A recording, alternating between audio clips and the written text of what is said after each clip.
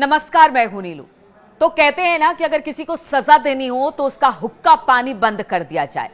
ऐसा ही भारत कर रहा है। भारत ने पाकिस्तान को एक और तगड़ा झटका दिया है।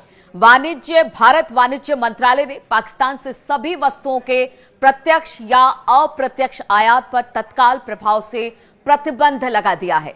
2 मई को अधिसूचना जारी कर दिया गया, जिसमें कहा गया कि विदेश व्यापार नीति यानी FTP 2023 में इस संबंध में एक प्रावधान जोड़ा गया। साथ ही कहा गया कि अगले आदेश तक तत्काल प्रभाव से पाकिस्तान से आने या फिर निर्यात किए जाने वाले सभी सामानों के प्रत्यक्ष या फिर अप्रत्यक्ष आयात या निर्यात पर प्रतिबंध लगाया जाता है। पहलगाम हमले के बाद भारत ने पाकिस्तान को घुटने टेकने पर मजबूर कर दिया है। भारत ने जैसे ही सिंधु जल संधि रद्द किया तो पहले उनके नेताओं ने जमकर गीदड़ भभकी दी, मगर बात नहीं बनी तो पश्चिमी देशों के शरण में पहुंचे और फिर भी बात नहीं बनी तो UN में इसका मुद्दा उठाया। संयुक्त राष्ट्र में पाकिस्तान के स्थायी प्रतिनिधि राजदूत असीम इफ्तिखार अहमद ने इसे वैश्विक शांति और स्थिरता के लिए खतरा बताया। साथ ही उन्होंने भारत के खिलाफ गीदड़ भभकी भी दी है।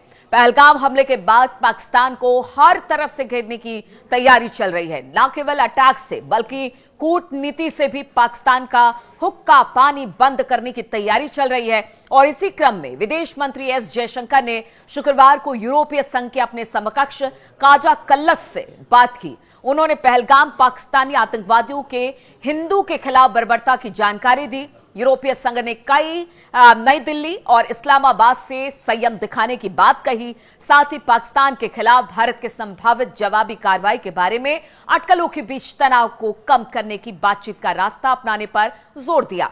यूरोपीय संघ की प्रतिक्रिया अमेरिकी विदेश मंत्री मार्को रूबियो द्वारा दोनों देशों से पहलगाम आतंकी हमले को लेकर तनाव कम करने के लिए मिलकर काम करने का आग्रह करने के ठीक 2 दिन बाद आया है। लेकिन इसके बावजूद भारत कूटनीतिक स्तर पर या फिर सैन्य स्तर पर दोनों तरफ से इस वक्त कार्रवाई के मूड में दिखाई दे रहा है। पहले उसने सिंधु जल संधि को स्थगित किया, उसके बाद जो एयर स्पेस था उसे भी भारत ने बंद कर दिया। अपने एयर स्पेस में पाकिस्तान के विमान को ना आने की हिदायत दे दी, जिससे भी पाकिस्तान को भारी नुकसान हुआ है। और अब तो देखिए आयात निर्यात पर भी रोक लग गई है। ऐसे में आप समझिए कि जहां महंगाई पाकिस्तान पे चरम पर है, आटा दाल का भाव उन्हें पता चल रहा है, आटे को मोहताज है। ऐसे में अब जब आयात निर्यात बंद होगा तो आप समझिए कि किस तरह से अर्थव्यवस्था पर एक बड़ी चोट होगी। शेयर मार्केट पाकिस्तान का वैसे भी गिर रहा है और अब इस खबर के बाद तो कह लीजिए एक तरह से कि पाकिस्तान में महंगाई और महंगाई ही दिखाई देगी। तौबा तौबा करते पाकिस्तानी दिखाई देंगे।